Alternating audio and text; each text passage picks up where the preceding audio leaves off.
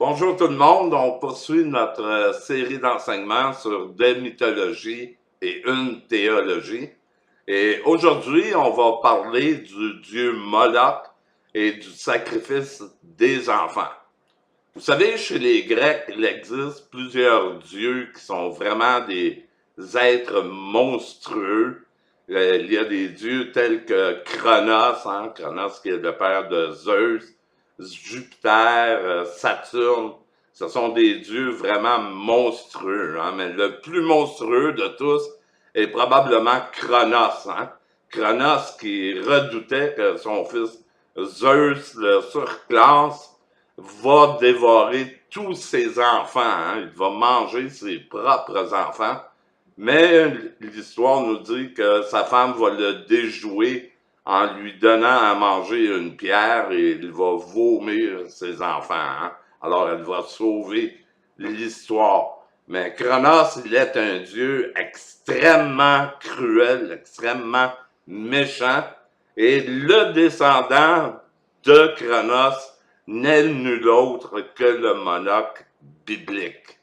Et son origine à ce Moloch biblique, elle nous vient du dieu Laki ou Lenki, tout dépendant des traductions, qui est un dieu phénicien. Il est le dieu du monde souterrain, gardien des enfers, de la même manière que Hadès va devenir le gardien des enfers. Et Ella, la déesse Ella, va devenir aussi à son tour la déesse du séjour des morts. Ce sont 7 hommes forts dont fait référence Jésus dans l'Évangile. Il y avait un homme fort qui gardait le séjour des morts pour que les gens ne puissent pas s'échapper de ce lieu. Et ce concept, on le retrouve aussi chez les Égyptiens avec le dieu Osiris, qui est le gardien de l'enfer, le gardien des lieux infernaux. Il garde ce lieu pour pas qu'on ne puisse s'y échapper. Alors moi, je me demande comment on peut faire pour s'échapper d'un tel lieu, mais en tout cas, il y a un gardien à la porte qui surveille les allées et venues et personne ne peut quitter ce lieu.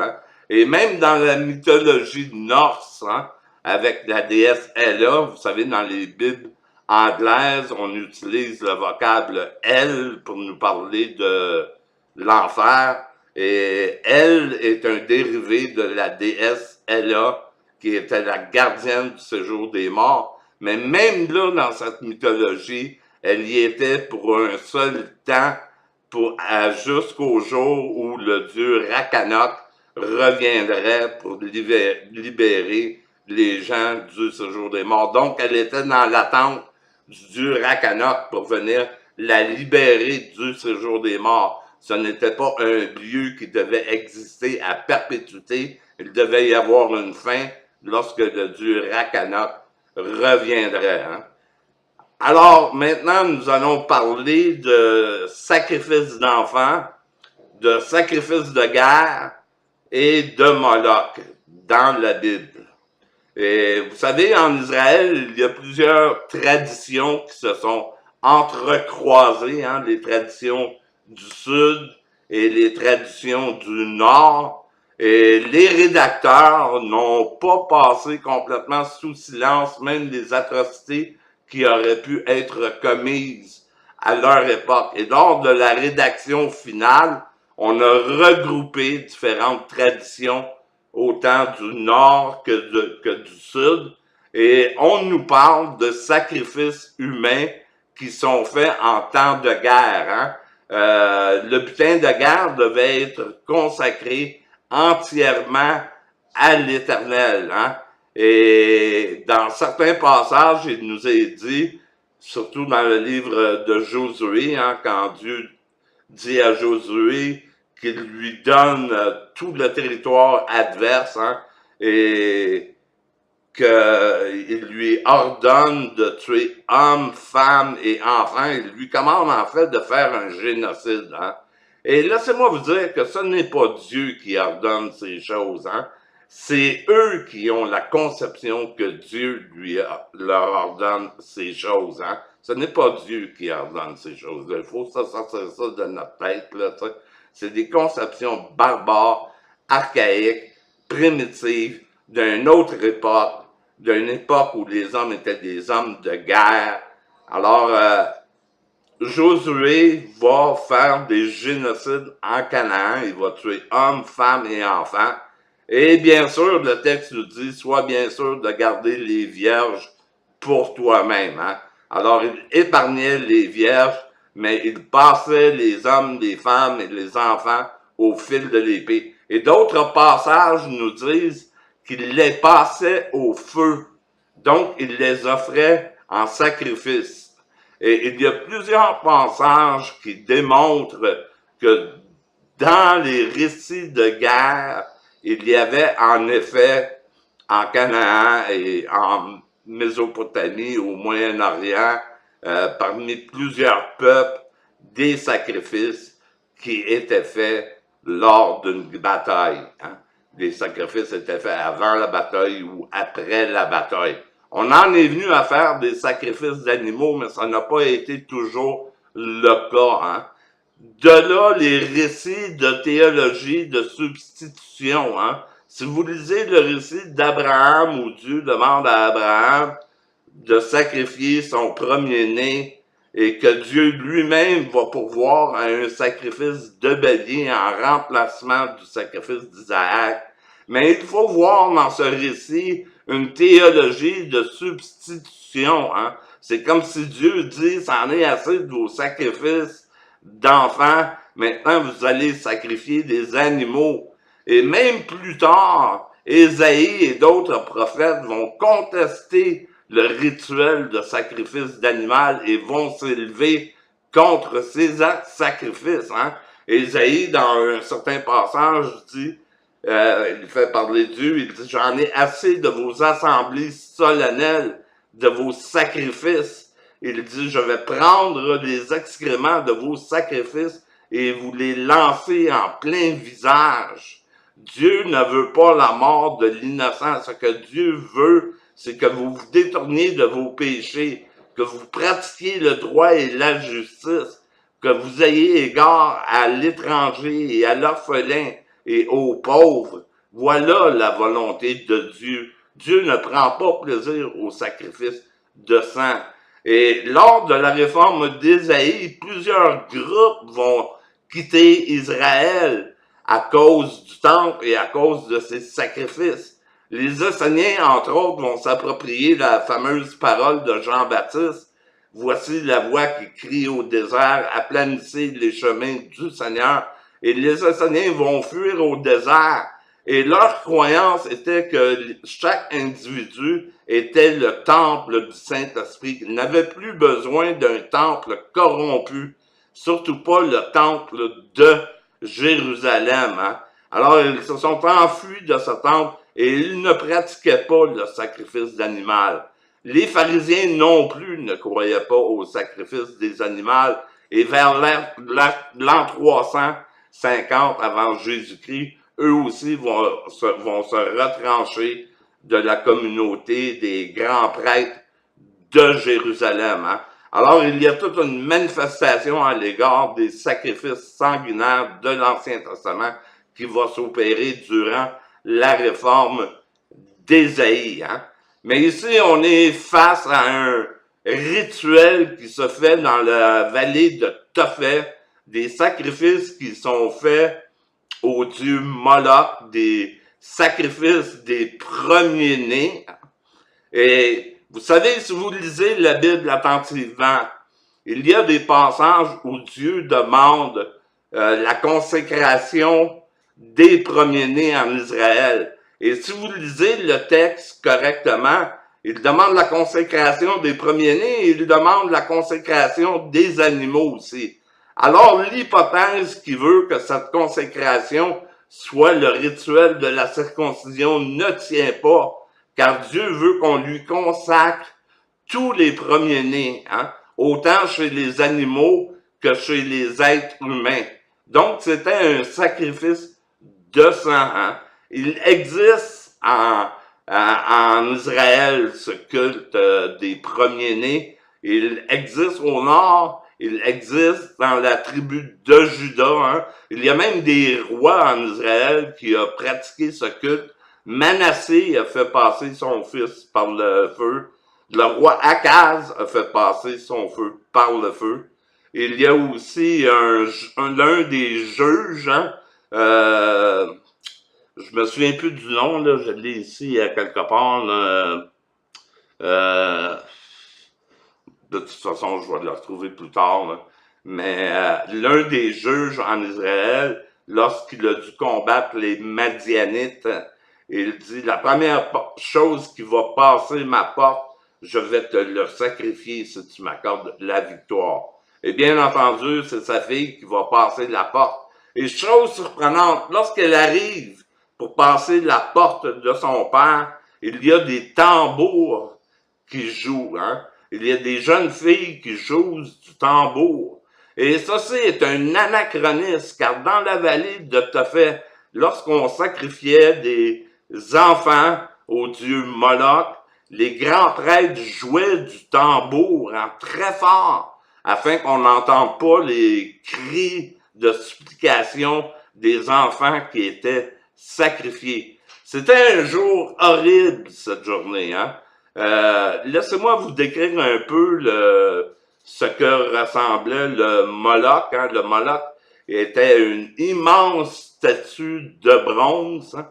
À l'intérieur du ventre de la statue, on y déposait les enfants. Hein? On les déposait premièrement sur les mains de Moloch. Et par un mécanisme, les bras se levaient et amenaient les enfants à l'intérieur de la statue qui avait été chauffée pendant toute la journée. Et parfois, il y avait tellement de sacrifices qu'on entassait les enfants les uns par-dessus les autres. Hein? Et Moloch prenait les enfants et les amenait dans son ventre. Et pendant qu'il faisait cela, les grands prêtres criaient « Ce ne sont pas des humains, mais ce sont des bœufs. » Et toute la congrégation répétait après eux « Ce ne sont pas des humains, mais ce sont des bœufs. » Alors des milliers de sacrifices étaient faits tous les jours pour satisfaire le dieu Moloch. Et vous savez, ce dieu Moloch, c'est le dieu principal au Moyen-Âge hein, qui seconde Satan dans le séjour des morts. Il est le dieu infernal. Il est le gardien des enfers. Alors, Osiris, gardien d'enfer, Ella, gardien d'enfer. On a Hadès, gardien d'enfer. On a plein de dieux de l'Antiquité qui sont des gardiens de l'enfer et ils sont les dieux principaux. Hein? Ce sont des êtres hideux, monstrueux, qui réclament le sang. Hein? Et la première chose que Dieu dit lorsque les Israélites offrent leur fils en sacrifice par le sang, c'est qu'une telle pensée ne lui est jamais passée par l'esprit. Hein? Car les Israélites, en offrant leur enfant au dieu Moloch, pensaient offrir à Dieu leur enfant. Et ils le faisaient au travers du sacrifice qu'on appelait le Molech. Alors, ici, dans la vallée de Moloch, hein, c'est le Molech qu'il faudrait lire. Et le Molech se traduit par le sacrifice. Alors, les sacrifices qui étaient faits à Moloch, en réalité, étaient faits à Yahweh. Et Yahweh dit, une telle pensée ne m'est jamais montée à l'esprit. Et cette vallée appartenait à un homme hein, du nom de Guinon. Hein. Elle s'appelait la vallée de Tophet, mais elle s'appelait aussi la vallée de Guinon, hein, de Ben Guinon, les fils de Guinon. Et ce mot pourrait être traduit aussi par la Géhenne. Hein. C'était la vallée de la Géhenne. Et le roi Joas, un jour, va fermer cette vallée, hein, et il va interdire le culte de sacrifice aux enfants. C'est une abomination pour l'Éternel de sacrifier des enfants, de les faire passer par le feu. Et ce roi va faire une réforme en Israël et il va bannir les Baals d'Israël, il va détruire tous les hauts lieux et il va faire fermer la vallée de Topheth. Hein.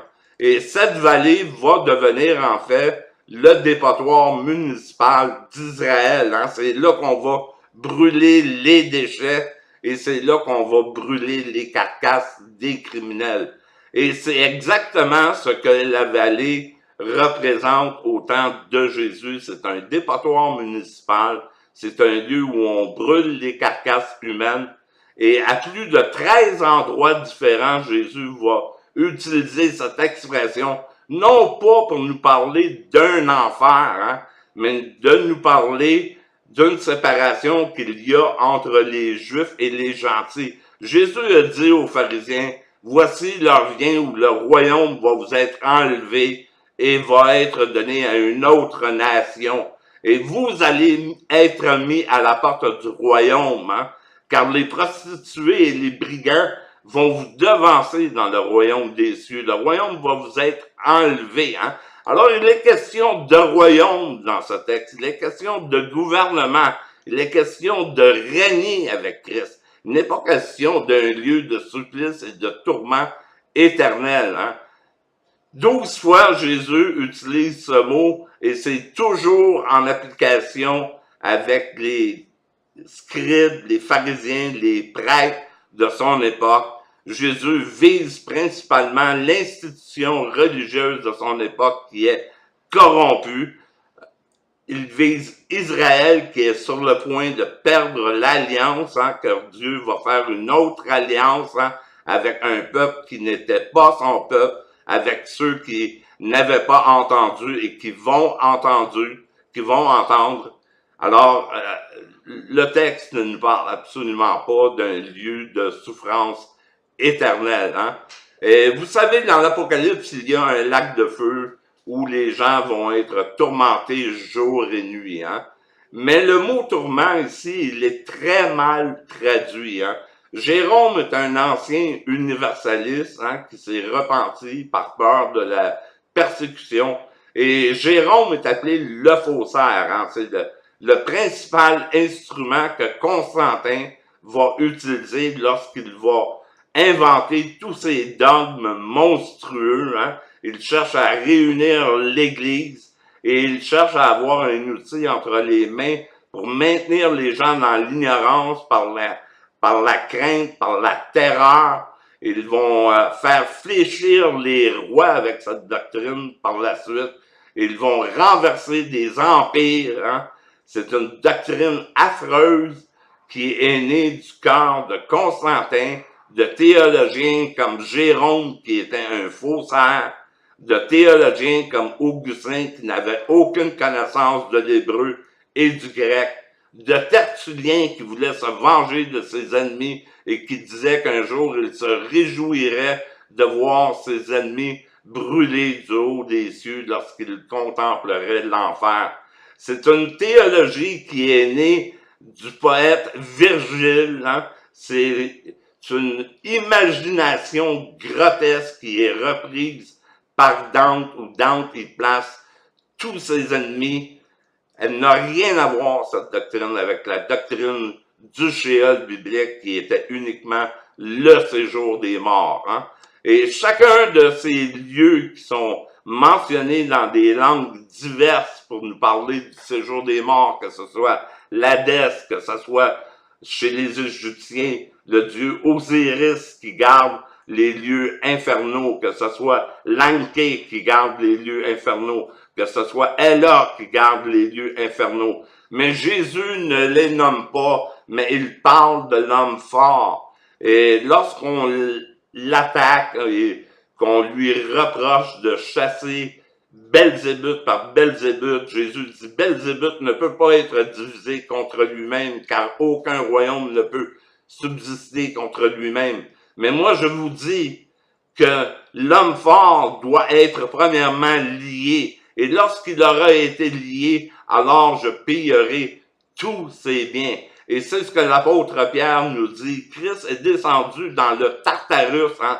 Le Tartarus était un autre lieu qui était gardé par un homme fort. C'était un lieu où les géants qui avaient péché lors du déluge, avaient été enfermés. Mais Pierre nous parle que Christ est allé prêcher dans ce lieu, mais ailleurs, il nous parle aussi que Christ est descendu dans le séjour des morts pour y proclamer l'Évangile et qu'il a pris tous les captifs et qu'il les a rendus libres. L'Épître aux Hébreux nous dit qu'il est venu pour libérer tous ceux qui, par crainte de la mort, étaient retenus captifs.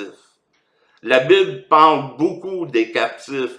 La Bible parle beaucoup de la libération des captifs. Hein? L'enfer biblique, ce n'est pas l'enfer des Égyptiens, ce n'est pas l'enfer des Grecs, ce n'est pas l'enfer des nations philistines. L'enfer de la Bible, c'est le Sheol, le séjour des morts, qui n'a rien à voir avec un lieu de tourment. Hein? On revient à ce passage que je vous ai dit dans l'Apocalypse où il est dit qu'ils sont dans un lac de feu et qu'ils sont tourmentés jour et nuit. Hein? Ils sont dans un lac de feu. Rien de surprenant. L'Éternel, notre Dieu, est un feu consumant. L'œuvre de chacun doit être manifestée par le feu. Tout homme sera salé de feu. Paul a livré un homme à la destruction par Satan afin que son homme soit sauvé au dernier jour. Il dit pour lui, il sera sauvé, mais comme au travers du feu. L'œuvre de chacun sera éprouvée par le feu. Hein? Ce qui a été construit avec la pierre et le foin sera consumé. Ce qui aura été construit avec de l'or et des pierres précieuses subsisteront. Hein? Alors ce feu, il ne détruit pas, il purifie. Hein? Dans Malachie, il est dit que lorsque le Messie apparaîtra, il viendra pour purifier les fils de Lévi. Il viendra pour purifier comme on purifie l'or et l'argent. Alors ce feu n'est pas destructeur. Ce feu, il est purificateur. Vous savez, le mot feu vient d'un mot grec, hein, qui est théon, qui est un adjectif de théos pour Dieu. Et théon, ça veut dire pur. Et de là, nous avons le mot purification. Alors, ils sont tourmentés jour et nuit. Premièrement, laissez-moi vous dire qu'au ciel, il n'y aura pas de jour et de nuit, car nous allons sortir de l'espace-temps. Et pensez-vous un seul instant que le plan glorieux que Dieu aurait réservé à son Fils serait de tourmenter des gens pour toute l'éternité? Non. Ce passage, il a été très mal traduit par Jérôme, et Jérôme savait très bien que ce verset pouvait être traduit d'une façon différente. Hein? Oui, le mot peut être traduit par chevalet de torture, mais il peut aussi être traduit par pierre silicieuse qui sert à la pureté, qui sert au blanchiment du linge ou à la purification de l'or et de l'argent. Et laissez-moi vous demander, est-ce que cette traduction ne serait pas plus en accord avec le reste des Écritures qui nous présente un Dieu de miséricorde, un Dieu de grâce, un Dieu de compassion, un Dieu dont la miséricorde dure à toujours et dont la colère ne dure pas à toujours. La Bible nous dit qu'un jour, tous genoux vont fléchir, toutes bouches vont confesser que Jésus est Seigneur. Toutes les nations seront bénies en son nom. Toutes les familles de la terre seront bénies en son nom.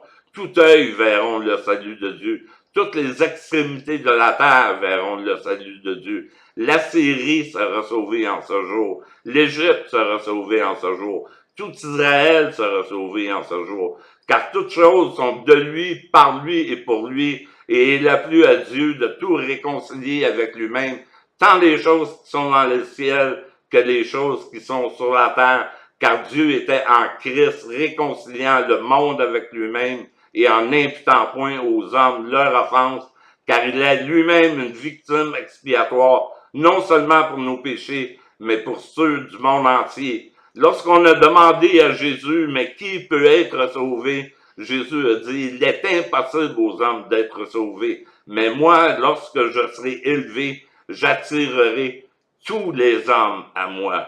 Tous les hommes à moi. C'est un plan glorieux. Il faut qu'il règne jusqu'à ce qu'il ait mis tous ses ennemis sous ses pieds. Et alors viendra la fin lorsqu'il remettra le royaume entre les mains de Dieu le Père afin que Dieu soit tout en tous.